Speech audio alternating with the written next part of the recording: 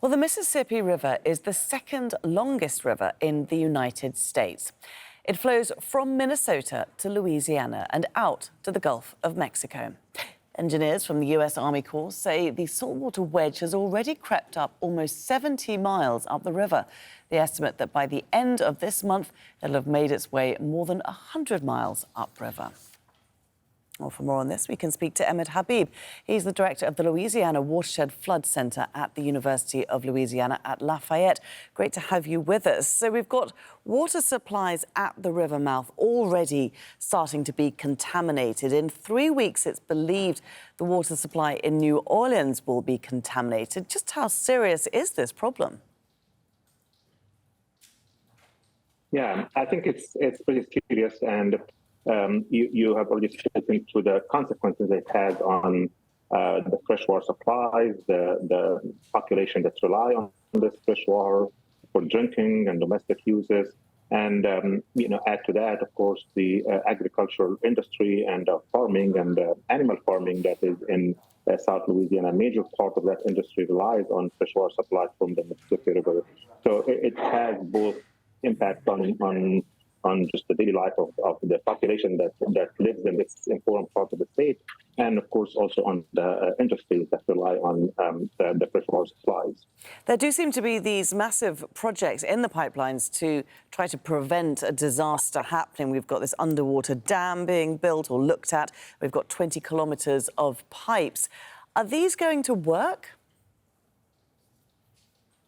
Well, the hope is that they will work. I think the federal government and the state agencies are doing all they can to combat this crisis and mitigate the impacts of it, whether it's through installing the barrier or pumping water up the river and also from places downstream into the communities around New Orleans.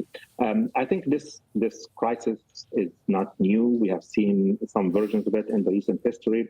This is definitely one of the worst, and it speaks to many factors that we as a society and the scientific community needs to do. I just came back from a major meeting with the National Oceanic and Atmospheric Administration, NOAA, and it's a science meeting that talks about climate change and climate extremes. And I think this crisis presents us, some challenges in terms of our ability to forecast these events and help the communities to adapt to these extremes as they become more and more frequent.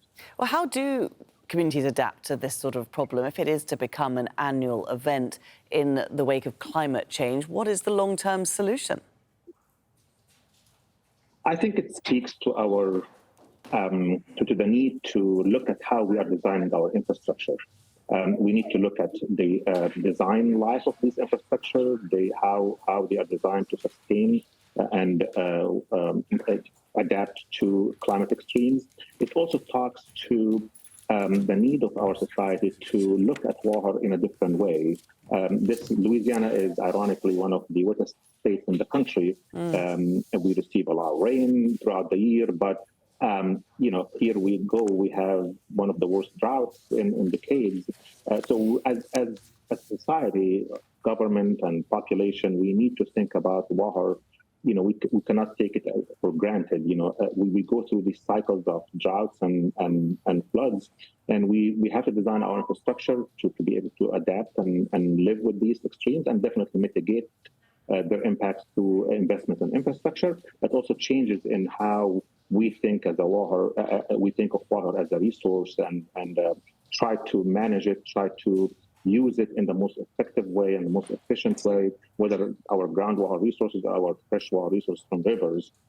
Climate has impacted these resources, and we need to design solutions, design infrastructure, and also educate our communities about these impacts that we're going to see more and more of them. Not just in Louisiana, but around the world as well. Emad Habib, thanks very much for taking the time to join us. Thank you so much for having me.